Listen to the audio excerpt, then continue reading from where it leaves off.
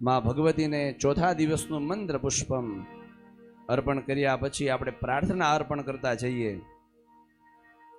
દરરોજની જેમ આખી સૃષ્ટિ ઉપર આપણે જાણીએ છીએ એમ ચૈતન્ય ચૈતન્ય ચૈતન્ય છે એટલે સૃષ્ટિ છે ને હરિયાળી લાગે છે. માં ભગવતી છે ઉર્જા સ્વરૂપે છે. જેટલી વધારે ઉર્જા એટલી માં ભગવતીની કૃપા છે ને એ વધારે. દિવસની અંદર 12 કલાક હોય કામ કરવાના, એ 12 કલાકમાંથી 11 કલાક આપણે કામ કરી શકીએ તો માં ભગવતીને કંઈક વિશેષ કૃપા. કેમ કે શાસ્ત્રકારો એવું કહે છે કે ઉર્જા છે ને એ સ્વયં હોય છે, ઇનબિલ્ટ હોય, ઈશ્વરે મૂકેલી હોય. અને એ ઉર્જાને છે ને દિશા આપી શકાય છે, પણ એ ઉર્જાનો નાશ ક્યારેય કરી શકાતો નથી. વિજ્ઞાન પણ એ વાતને માને છે કે ઉર્જા છે ને એને ડાયવર્ટ કરાય, પણ એનો નાશ ક્યારેય થતો નથી. ગમે એટલા પ્રયત્ન કરીએ એ ઉર્જાનો નાશ ન થઈ શકે. માણસની મૂળ પ્રકૃતિ જે હોય એ મૂળ પ્રકૃતિ આપણે છોડી શકતા નથી. એ મૂળ પ્રકૃતિ પોઝિટિવ હોય તો યોગ્ય દિશામાં જાય, કદાચ નેગેટિવ હોય. ઘણા બધાની જન્મકુંડલીની અંદર મંગળની સ્થિતિ ખૂબ વધારે બળવાન હોય તો એ નુકસાન કરતા પણ હોય. તો નુકસાન કરતા છે એને યોગ્ય દિશા કઈ રીતે આપી શકાય એના માટે થઈને માં ભગવતીની ઉપાસના હોય. અને શાસ્ત્રકારો તો ત્યાં સુધી કે જે વ્યક્તિ ઉર્જા વિનાનો છે, ઉર્જા વગરનો છે, ખૂબ આળસુ છે, પ્રમાદી છે, આખો દિવસ બેસી રહે છે, એને વિશેષ કરીને ભગવતીની ઉપાસના કરવી જોઈએ. એના માટે થઈને દેવી ભાગવતની અંદર મંગલ ચંડી નામનું સ્તોત્ર છે અને એનું વિધાન છે. એના અનુષ્ઠાનો છે અવશ્ય કરવા જોઈએ. આખા સપ્તશતીની અંદર આપણે પહેલા અધ્યાયથી જોતા આવ્યા, એમાં 8મા અધ્યાય સુધીમાં જો ઉર્જાથી ભરપૂર અને બ્રાહ્મણો, અને જે ઉર્જાથી ભરપૂર હોય ને એ જ સપ્તશતી કરી શકે. એ કૃપા વગર સપ્તશતી જો બધા ગણેલા હોય સપ્તશતી માટે, બ્રાહ્મણો પાઠ કરવા આવે ને તો આમ નિશ્ચિત હોય કે આજ બ્રાહ્મણ સપ્તશતીનો પાઠ કરી શકશે. બધાની છે એ કોઈ પાત્રતા નથી હોતી એ સપ્તશતીના પાઠ માટેની. 8 અધ્યાય સુધીની અંદર બધા જ અસુરો માં કરતા છે ને ડબલ શક્તિશાળી હતા. અને અસુરો હંમેશા બળવાન જ હોય. અસુર એટલે કોણ?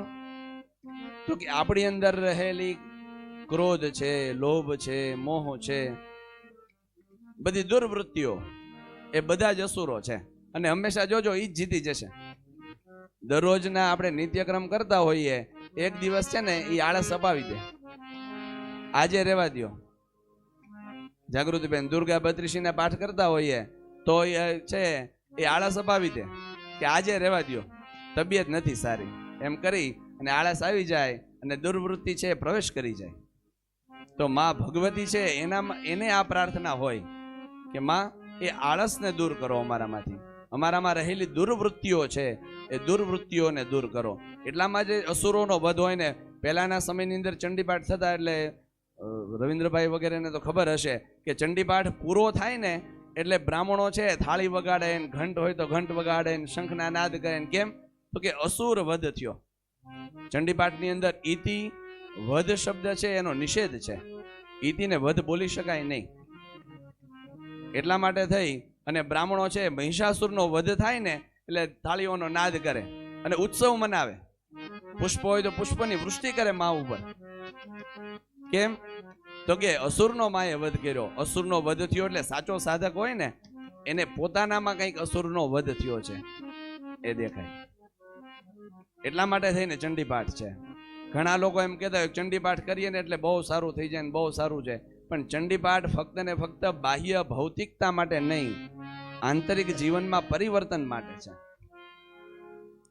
દરેકના કેટલા મૂળ ગૂઢાર્થો આપેલા છે ને આની ઉપર કેટલી બધી ટીકાઓ થયેલી ચંડીપાઠ ઉપર. જેવી જેની મતિ, જેવી જેની બુદ્ધિ, એ બુદ્ધિ અનુસાર એ ટીકાઓ પ્રમાણે પોતાનું જીવન છે ને એ સુધારે. અને માં પેલા કીધું એમ કે જ્ઞાની નામ અપી ચેતાંસી દેવી ભગવતી હિસા. ગમે એવો જ્ઞાની માણસ હોય એ અભિમાન કરે અથવા તો એના મનની અંદર ક્ષણવાર પણ અભિમાન આવે ને કે મેં આમ કહી દીધું એટલે જો બધું સરસ થઈ ગયું, તો માં એમ કે આવી જતું પાછો કે પોતાના તરફ ખેંચી લે. બલાદ આકર્ષ્ય મોહાય, પોતાના તરફ આકર્ષણ કરી લે. અને આકર્ષણ, મૂળ આકર્ષણ એટલે કૃષ્ણ અને કાલી બે એક જ સ્વરૂપ, યુગ પરિવર્તન સાથે છે. અને એની જ આપણે આજે ચર્ચા કરવાની. ક્લીમ બીજ. ક્લીમ બીજ ખાલી માં ભગવતીની કૃપા તો કેટલી મોટી હોય, ખાલી ક્લીબ ક્લીબ ક્લીબ ક્લીબ બોલતો જાય અને માં ભગવતી પ્રગટ થઈ જાય. સુદર્શન ને માં ભગવતી પ્રસન્ન થઈ ગયા, એને રાજ્ય આપ્યું નહીં અને રાજ્યમાંથી બહાર કાઢી નાખ્યો. એ સમયે માં ભગવતીની એ જંગલમાં જઈને ઉપાસના કરે છે. એના જે પારિવારિક ભાઈઓ હોય ને, કાકા દાદાના, એ બધા એના ઉપર છે એ રાજકારણ કરે છે કે આને ગમે એમ કરીને જંગલમાં જ તે ખતમ કરી નાખીએ. પણ માં ભગવતીના જે આશ્રય હોય એટલે દુર્ગા કહેવાય ને, જે દુર્ગતિને હરણ કરી લે, એ દુર્ગા, એ માં ભગવતી છે પ્રગટ થઈ જાય છે અને બધા એમના પારિવારિક જે ભાઈઓ આવ્યા છે એ બધાનો નાશ કરે છે. અને પછી તો સુદર્શન થોડો રાજ્ય માટે પાછો ફરે, પછી તો એને માની ભક્તિ લાગી ગઈ અને આ જીવન ક્લીમ બીજના જપ કરવા લાગે છે. ક્લીબ ક્લીબ ક્લીબ માંથી માં ભગવતી પ્રગટ થઈ જાય છે અને એને ક્લીમ બીજ આપી દે છે. આ ચરિત્ર છે એ દેવી ભાગવતની અંદર બતાવવામાં આવેલું છે. ક્લીમ બીજ એટલે ત્રીજું બીજ, જે કામના પૂર્તિ માટેનું બીજ છે. ક, લ, ઈ ને મ, 4 અક્ષરથી ક્લીમ બને. હવે ક છે ને એ કૃષ્ણ છે, પછી લ છે એ પૃથ્વી તત્વ છે, પછી ઈ છે ને એ ઈચ્છા શક્તિ છે, દીર્ઘાઈ વાળી ઈ, રસોઈ વાળી નહીં. આવું બીજ મંત્રોની અંદર રસોઈ ને દીર્ઘાઈ છે ને એ અલગ છે, અને એ ઈશિત્વ શક્તિ છે. અને મ એ છે એ અનુસ્વાર. અનુસ્વાર એટલે માં ભગવતી પોતે.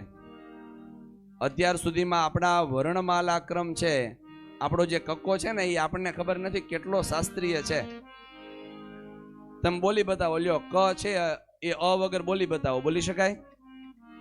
ખ છે એ અ વગર બોલી શકાય? કેમ ન બોલી શકાય? હા, કેમ કે એની અંદર છે એ સ્વરો છુપાયેલા છે.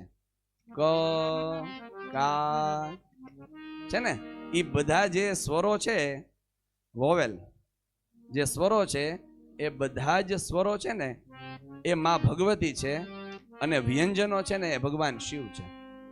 શિવ પણ શક્તિ વગર અધૂરા છે. શિવ પણ શક્તિ વગર અધૂરા છે. શક્તિ જ્યાં સુધી ન હોય ત્યાં સુધી છે એ વર્ણો પણ નથી. નહીતર એ બધા સ્વરો છે ને એ ભગવાન શિવજીના ડમરૂ 14 વખત ડમરૂ વાગ્યું અને ડમરૂ માંથી પ્રગટ થયેલ અય ઓન રોલ રૂક એ ઓંગ અય ઔચ હયવરટ લણ યમંગણનમ જબ્બઈ ઘડદશ જબગડદશ ખફચરદવ કપ્પઈ સસસર હલ. 33 વ્યંજનો અને 12 સ્વરો. સંસ્કૃતમાં દીર્ઘાઈ વાળી રૂ ગણીએ તો 13 સ્વરો એ ડમરૂમાંથી પ્રગટ થયેલા છે. અને એ ડમરૂમાંથી પ્રગટ થયેલા છે એ માં ભગવતી છે ને એ સાક્ષાત માતૃકા છે. એટલા માટે તે સિદ્ધ ગુંજિકા સ્તોત્રની અમ કમ ચમ ટમ તમ પમ યમ શમ ઈ જે આપેલું છે એ દુર્ગા માતૃકા છે. માતૃકામાં ઘણા બધા પ્રકાર છે તંત્ર શાસ્ત્રની અંદર, એ દુર્ગા માતૃકા છે. તો શિવ છે એ શક્તિ વગર અધૂરા છે. એવી રીતના સુદર્શને પણ માં ભગવતીની ઉપાસના કરી અને પોતાનું રાજ્ય તો મળ્યું, પણ એ પોતાના રાજ્યને આખું ભગવતીથી આચ્છાદિત કરી દીધું. એના નગરની અંદર જ્યાં જાઓ, જ્યાં સાંભળો, ત્યાં ફક્ત ને ફક્ત તમને ક્લીમ બીજ જ સાંભળવા મળે. અને માં ભગવતીનું જે બીજ, જે ધામ છે, એ ધામની અંદર ક્લીમ બીજના જપ છે ને એ થયા કરે. અને એક ઉપમા એવી આપવામાં આવી કે એક પોપટ હોય ને પિંજરામાં પુરાયેલો હોય અને ક્લીમ બીજ છે ને ઝીપા કરતો હોય. એવી જ રીતના આ શરીર છે ને એ એક પાંજરું છે, એની અંદર હૃદયરૂપી પોપટ છે એ ક્લીમ બીજના જપ કરે છે. 9મા અધ્યાયની અંદર શુંભ અને નિશુંભ જે મહાપ્રતાપી અસુરો હતા, અત્યાર સુધીમાં એમને કેટલા બધા અસુરોનો નાશ કરાવી નાખ્યો. એ બધાના 3 લોકને છે એ ત્રસ્ત કરતા હતા. એ ધૂમ્રલોચનનો વધ કરાવ્યો, ચંડમુંડનો વધ કરાવ્યો. માં ભગવતીએ કેટલાય અસુરોના વધ કરી નાખ્યા. અને હવે એ બંને શુંભ અને નિશુંભ છે એ યુદ્ધ માટે પ્રગટ થાય છે અને માં સાથે ભયંકર યુદ્ધ કરે છે. અને માં પણ છે એ થોડોક સમય એ પૂર્વની જેમ થોડોક સમય છે યુદ્ધ કરાવે. અને 60 વર્ષ પર્યંતમ 60,000 વર્ષ સુધી યુદ્ધ ચાલે છે શુંભ નિશુંભનું. એટલે આપણો આમ ગણો તો એ અસુરો સાથે 60 વર્ષ સુધી તો યુદ્ધ ચાલે જ તે મનની અંદર, કે આ દુર્વૃત્તિ કાઢવામાં આ પ્રયત્ન કરીને. પણ ખરેખર થાય છે એવું કે 60 વર્ષ પછી જ બધી દુર્વૃત્તિઓ વધારે ઉત્પન્ન થાય છે. તો પહેલેથી પ્રયત્ન કર્યો હોય તો એ ન થાય. એ અસુરોનો માં ભગવતી વધ કરે છે. અને ત્યારબાદ 11મો અધ્યાય ફરીથી માં ભગવતીની સ્તુતિ. દેવતાઓ પાછા મૂંઝાણા કે હવે માં પાછા ક્રોધાયમાન થઈ ગયા છે, કોપાયમાન થઈ ગયા છે. તો હવે એની પાછી પ્રાર્થના માં ભગવતીની છે. દેવતાઓ મળી અને પ્રાર્થના કરે છે, નારાયણી નમોસ્તુતે. આપને વારંવાર હે માં ભગવતી નારાયણની શક્તિ આપણે નમસ્કાર કરીએ છીએ. માણસને નાનકડું એવું જીવનની અંદર દુઃખ આવે ને તો માણસ છે ને ભાંગી જાય. એ ભાંગી જવાનું કારણ શું? તો કે આધ્યાત્મિક ટેકો નહીં. જીવનની અંદર જો દુઃખને સહન કરતા શીખવું હોય ને તો આધ્યાત્મિક ટેકો છે એ જોઈએ. અધ્યાત્મ કોઈ ઈષ્ટ છે, કોઈ મંત્ર છે, કોઈ ગુરુ છે, એનો ખાલી ટેકો હોય ને માણસ તરી જાય આખું જીવન. કેમ? તો કે અધ્યાત્મ છે ને એ હંમેશા નિર્ભયતા આપે. તમે જોજો જેટલા અધ્યાત્મમાં જોડાયેલા માણસો હશે ને, સાચા આધ્યાત્મિક હશે ને એ નિર્ભય હશે. એનો કોઈ પ્રકારનો ભય નહીં. શું થશે કાલે જે થશે એ માં જોશે, મારે શું ચિંતા કરવાની. અબ સોપ દિયા ઇસ જીવન કા સબ ભાર તુમ્હારે હાથોं में. એકવાર અર્પણ કરી દેવાનું. તો માં ભગવતીને જ્યારે આપણે અર્પણ કરીએ છીએ, રોજ પૂજા કરીએ છીએ, ત્યારે મનની અંદર નિર્ભયતાને દૂર કરવાની. કાલની ખૂબ ચિંતા હોય, કાલે કેવું થશે, કઈ નહીં થાય. કાલે માએ જેવું ધાર્યું હશે ને એવું જ થશે. આપણા ઈષ્ટ ભગવાન છે જેવું ધારશે એવું જ થશે. એને જ ઈષ્ટદેવ કહેવાય ને. નાનો બાળક હોય અને ડોક્ટરે ના પાડ્યું કે એને ગોળ નહીં ખવડાવતા, અને એની માં છે એ ગોળ કાઢે અને છોકરો જોઈ જાય ને છોકરો જીદ કરે કે મારે ગોળ ખાવો જ છે, ગોળ ખાવો જ છે. પણ માં છે ગમે એટલું કરશે નહીં આપે. શા માટે ન આપે? એમને કેમ નહીં આપે? કેમ કે એને ડોક્ટરે ના પાડી છે, એના માટે હાનિકારક છે. એવી જ રીતના મા પાસે આપણે અરજી તો ગમે એટલી મૂકીએ, પણ માં છે ને એને ખબર છે કે આને શું દેવાય ને શું ન દેવાય. આપણે મૂકીએ તો ઘણું બધું, પણ આપણા માટે જે યોગ્ય હોય ને એ જ ઈષ્ટ દેવતા કહેવાય. ઈષ્ટ શબ્દનો જ અર્થ એવો થાય કે આપણા માટે કલ્યાણકારી હોય એ વસ્તુ આપણને પ્રાપ્ત થાય. માગવાનું તો આપણે ઘણું બધું હોય ને આપણા મનની કામનાઓ તો કેટલી બધી હોય. તો માં ભગવતીને આપણે પ્રાર્થના કરતા હોઈએ કે નારાયણી નમોસ્તુતે. અને કોઈને એમ હોય ને કે અમારા કુળદેવી નક્કી નથી, ઘણાને એવું હોય છે કે અમારા કુળદેવી નક્કી નથી, અમારે કોને પૂજવાનું, કોને કરવું. કાંઈ નહીં કરો, 11મા અધ્યાયનો ખાલી પાઠ કરો, ચંડી પાઠના. બધા જ કુળદેવી એમાં આવી ગયા એક સાથે. વરાહારૂપિણી શિવે ને મયુર કુકુટ વૃતે ને જ્વાલા કરાલ મૃત્યુગ્રમ, બધા દેવી. કોઈ 64 જોગણી એમાં આવી ગયા છે. કોઈ દેવી એમાં બાકી નથી રહેતા. કોઈ નક્કી ન હોય તો 11મા અધ્યાયનો પાઠ છે એ વિશેષ કરવાનો. અને 11મો અધ્યાય પૂરો થાય માની સ્તુતિ કરીને માં ખૂબ પ્રસન્ન થાય. ફરી માં જો 11મા અધ્યાયમાં માં પ્રસન્ન થઈને પાછા એ જ કહે છે કે ફરી વરદાન માગો હે દેવતાઓ. માં કરુણામૂર્તિ છે ને એટલે તરત વરદાન આપી દે. શિવજી પ્રસન્ન થતા જ બહુ વાર લાગે. એટલે અસુરો જોજો અત્યાર સુધીમાં દાખલા છે આપણા ઇતિહાસમાં, પુરાણોની અંદર. અસુરો હંમેશા શિવજીની ઉપાસના કરે, ભલે વાર લાગે પણ આપે એટલું જબરજસ્ત ને કે પછી પાછું વળીને જોવાનું જ ન હોય.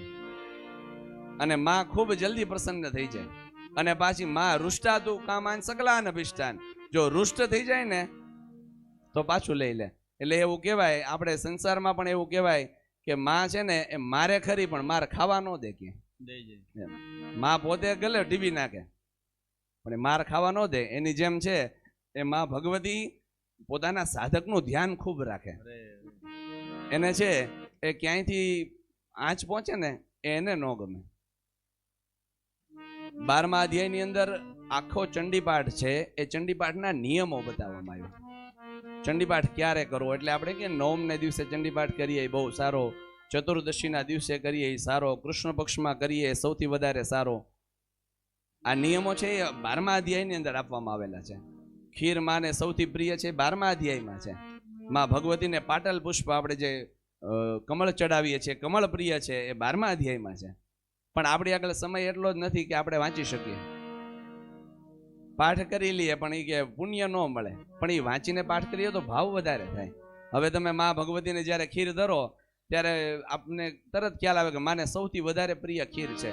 કેસર યુક્ત ખીર હોય તો માં સૌથી વધારે પ્રસન્ન થાય. તો આ બધા જ નિયમો, ચંડીપાઠ ક્યારે કરવો, કેવી રીતે કરવો. વિપ્રાણામ ભોજનૈર હોમેહી પ્રોક્ષણીયેર હર્નિશૈ. આ વિપ્રાણામ ભોજનૈ, આ બ્રાહ્મણો જે રોજ આપના ઘરે પ્રસાદ લે છે ને, એ પણ માં ભગવતી છે. વિપ્ર રૂપાય નમઃ, યજમાન સ્વરૂપિણ્ય નમઃ. લલિતા સહસ્ત્રમાં 2 નામ છે, કે એક બ્રાહ્મણ સ્વરૂપામાં ભગવતી છે અને એક યજમાન સ્વરૂપામાં ભગવતી છે. યજમાન પણ માં ભગવતીનો સાક્ષાત સ્વરૂપ છે. એટલા માટે સૌથી વધારે પવિત્રતા રાખવામાં આવે. તમે આવો તો પવિત્રતા સાથે અંદર પ્રવેશ કરો. અને ત્યાર પછીનો છેલ્લો અધ્યાય માં ભગવતીનો 13મો અધ્યાય, ઋષિ કહે છે કે સુરથ નામનો જે રાજા હતો અને સમાધિર નામનો જે વૈશ્ય હતો, એને માં ભગવતીની મૂર્તિ બનાવી અને ઉગ્ર તપશ્ચર્યા શરૂ કરી. 3 વર્ષ સુધી કાંઈ ન લીધું. નિરાહારો યતાહારો તન મનસ્કો સમાહિતો. મન છે માં ભગવતીમાં પોરવી દીધું અને પ્રત્યક્ષમ પ્રાહ ચંડિકા, માં ભગવતી પ્રત્યક્ષ પ્રગટ થઈ જાય છે અને એને વરદાન આપે છે કે રાજાને પોતાનું રાજ્ય પાછું મળશે અને જે વૈશ્ય છે એને પોતાનો પરિવારનું સુખ પાછું મળશે. દદાતિ વિત્તમ પુત્રાંશ મતિમ ધર્મે ગતિમ શુભામ. જેની જેવી કામના હોય ને, યમ યમ ચિંતયતે કામમ તમ તમ પ્રાપ્નોતિ નિશ્ચિતમ. માં ભગવતીનું સ્વરૂપ જ એવું છે, એમની પૂજા જ એવી છે કે જેવું તમે ચિંતન કરો ને એવી કાર્ય સિદ્ધિ થાય. એટલે અત્યારે કલયુગની અંદર સૌથી વધારે પૃથ્વી ઉપર જો કોઈના સાધકો હોય ને તો એ ભગવતીના સાધકો છે. સૌથી વધારે ભગવતીની છે ઉપાસના કરે છે અને એ વરદાન પ્રાપ્ત થાય છે. ને રાજાને વરદાન આપે છે કે સપ્તમો વૈવસ્વત મન્વંતર ચાલશે ત્યારે તમે મનુ બનશો. અને અત્યારે સપ્તમે વૈવસ્વત મન્વંતરે દરરોજ આપણે સંકલ્પમાં બોલીએ છીએ. એ આ સુરથ નામનો જે રાજા છે ને, ચંડીપાઠમાં, ચંડીપાઠ કલયુગમાં મહત્વનો શા માટે છે? કલૌ ચંડી વિનાયકો આપણે કહી દઈએ, પણ શા માટે? તો કે આના મનુ છે ને, એ સુરથ નામનો રાજા છે ને ભગવતીથી આચ્છાદિત છે. ભગવતી એને ઉપર કૃપા કરી છે. એટલા માટે કલયુગની અંદર ચંડીપાઠનું વિશેષ મહત્વ છે. જીવનની અંદર જ્યારે જ્યારે જરૂર પડે ત્યાં માં છે ને અવશ્ય હાજરા હજુર જ હોય. ફક્ત ને ફક્ત વાર હોય દરવાજા ખોલવાની, હૃદય ખુલ્લું મૂકવાની છે ને એટલી વાર હોય. માં છે એ હાજર જ હોય. નાનકડે એવો દ્રષ્ટાંત છે.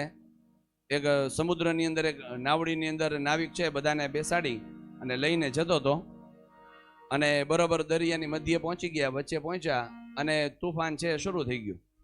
નાવિક તો રોજ જતો એટલે એને તરત ખ્યાલ આવી ગયો કે આ તોફાનમાં હવે કોઈ બચશે નહીં. એટલે જે હતા ને બધા જ એમના પેસેન્જરોને કહી દીધું કે તમને કોઈ મોટું જહાજ કેવું કાંઈ નીકળે ને તો એની અંદર તમને બેસાડી દો. અને જે સાથે હતા એ બધા થઈ ગયા, પણ એમાંય ભક્તય હોય, ભક્તય ગાંડા હોય, પરમહંસ કહેવાય એને. એને કીધું, એક ભક્ત એવો નીકળ્યો, બાકીના બધાને તો મોટા જહાજમાં બેસાડી દીધા, પણ એક એવો નીકળ્યો કે નહીં, મારી માં મને બચાવવા આવશે, મારો ભગવાન મને બચાવશે, હું નહીં જાઉં. બેસી રહ્યો આમનામ. થોડાક આગળ ગયા, ઓલા નાવિકે કીધું મને તરતા આવડે છે, હું એટલે નથી ગયો, હું કદાચ કિનારે તરીને પણ પહોંચી જઈશ. તો કે નહીં, કે મારી માં મને બચાવશે, મને તરતા નથી આવડતું પણ મારી માં મને બચાવશે. થોડીક વાર થઈ તો હેલિકોપ્ટર નીકળ્યું. હેલિકોપ્ટર વાળાને આને પોતાના ઈશારાથી સમજાવ્યું એટલે હેલિકોપ્ટર વાળાએ નિસરણી નીચે મૂકી કે ભાઈ ચડી જાવ ઉપર. નહીં, કે મારી માં મને બચાવવા આવે, મારો ભગવાન મને બચાવવા આવે ને તો જ હું આવું, નહીતર ન આવું. પછી છેલ્લે નાવિકે કીધું હવે તારે જવું છે કે હું વિયો જાઉં, મારી પીઠ ઉપર બેસી જા, હાલ હું તોય તને કિનારે પહોંચાડી દઈશ. તો કે નહીં, કે મારી માં મને બચાવવા આવશે, મારો ભગવાન મને બચાવે, હું નહીં આવું. અને નાવિક તો કૂદી ગયો અને તરીને કિનારે પહોંચી ગયો.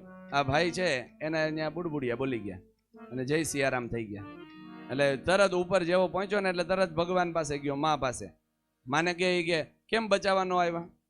માં કે ઓલું જહાજ લઈને હું જ આવી હતી, તું ક્યાં હતો? અરે અરે ઉપર ઓડી નિસરણી મૂકી ને હેલિકોપ્ટર માંથી હું જ હતી. ઓલા નાવિકે છેલ્લે બુદ્ધિ આપી તને કીધું કે હાલ બેહી જા ખભે, તોય બેઠો નહીં. પછી મારો કઈ વાક છે?